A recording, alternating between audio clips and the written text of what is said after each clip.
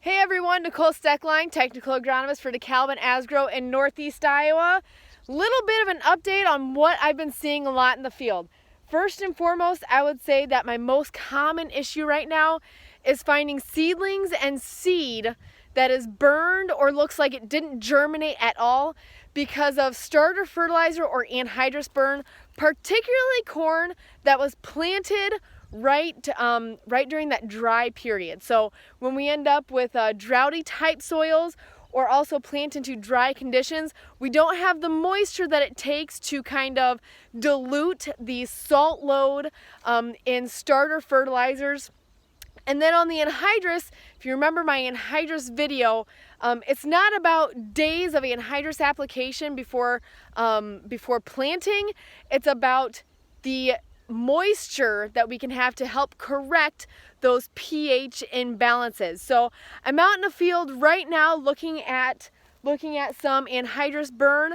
The farmer doesn't have guidance on the toolbar or on the planter. So instead of being able to offset or apply the anhydrous to an angle of his planter pass, we can just see these areas where the planter row sat directly on top of the anhydrous toolbar track. So let's take a look here what we're seeing in the row. So what we're going to find as we are scouting is, in most cases, you'll see here that this row we've got really good population. Looks like every single plant came. But when we look at the row right next to it here, we'll have plants that are doing just fine. We've got some plants that are just coming here. This guy also looks, he's got that color to him where he almost looks a little drought stricken. Here, this plant right here, he looks a little wilty. So we've got plants at all different stages. Looks like we'll have one just fine. When we dig up these plants, the reason that they look a little bit drought stricken is because there's no root structure on them.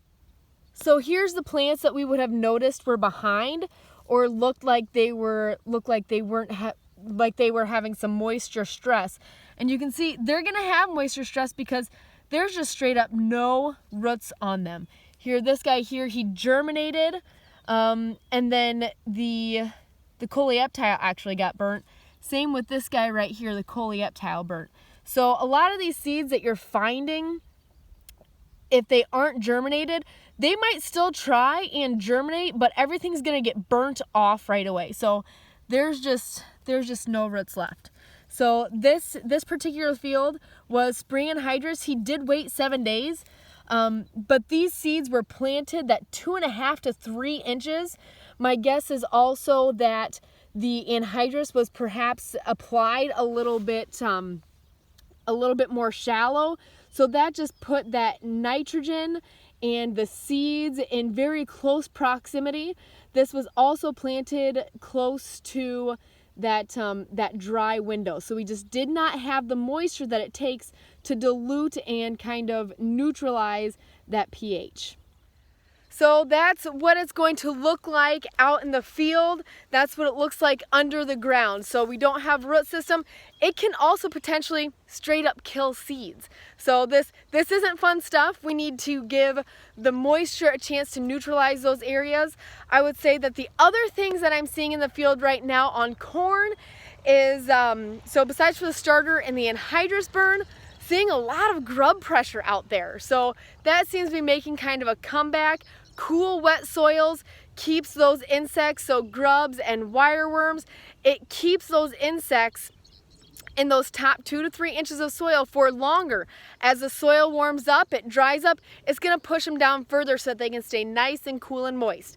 Other big problem that I'm seeing is residue. So it was keeping us from getting good seed to soil contact, and that's giving us some stand established issues as well. So that's what I'm seeing so far. As always, call, text, or email with questions.